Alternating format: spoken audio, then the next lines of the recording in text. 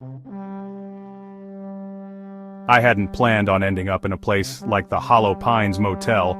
You don't really plan those things when your car breaks down 2 towns from nowhere, and your last $14 buys you a half-warm gas station burrito. The sign outside the Hollow Pines blinked vacancy in red neon, but what caught my attention was the faded sheet of paper taped to the door. Night clerk wanted. Room and board included. Apply within. Desperation makes you brave or stupid. I pushed the door open and stepped inside. The front desk smelled like bleach and mildew. Behind it stood a gaunt man in a brown sweater with an unnervingly wide smile. He never told me his name, just motioned for me to sit. You'll be taking the night shift. There are 5 rules you must follow. Not suggestions, not guidelines, rules. Break them and you won't last here. He slid a typed list across the counter. I read it while he watched, eyes unblinking. Never answer room 3's phone after midnight.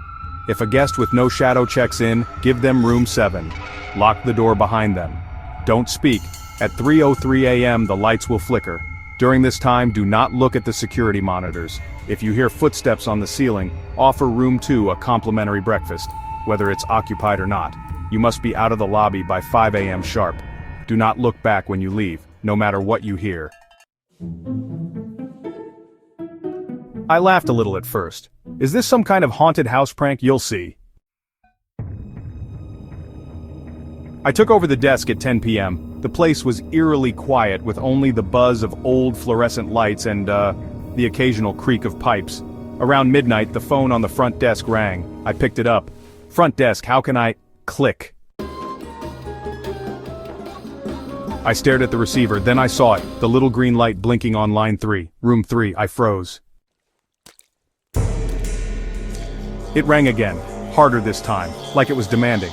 My fingers twitched toward the receiver, but I remembered rule 1. Instead, I unplugged the phone.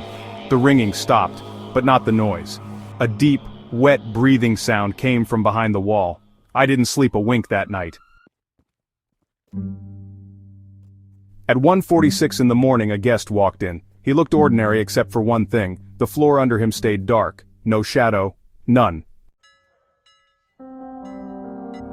I reached for the register. Name? He didn't respond, just stared. Room 7.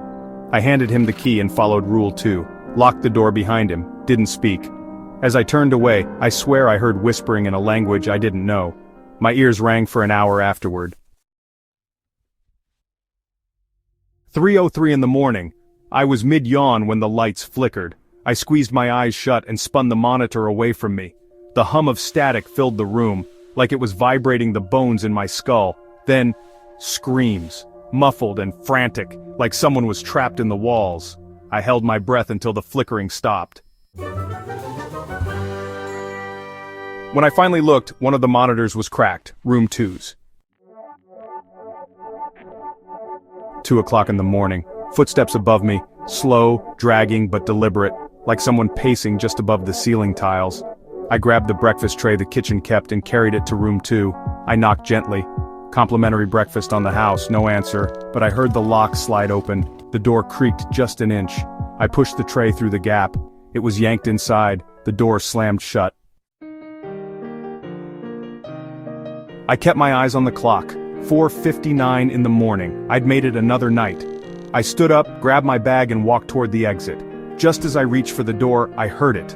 A voice, soft, feminine, crying, "Please, don't leave me in here." It sounded so real. I kept walking. "Please, I don't want to die in here. You don't have to listen to him. You don't have to follow the rules. You can save me. Just turn around." My hand trembled on the doorknob. I almost turned. Then I remembered rule 5. I shoved the door open and walked into the dawn. I'm still here, still alive. I've memorized the rules like scripture. There have been more nights, more shadows, more noises behind walls. Room 3's phone hasn't stopped calling. Sometimes it whispers my name now, but I'm safe, so long as I follow the rules. A new guy started last night, day shift, asked me if the list was real. I just smiled and handed it to him. Same yellowed paper, same 5 rules. He laughed. Most of them do, at first.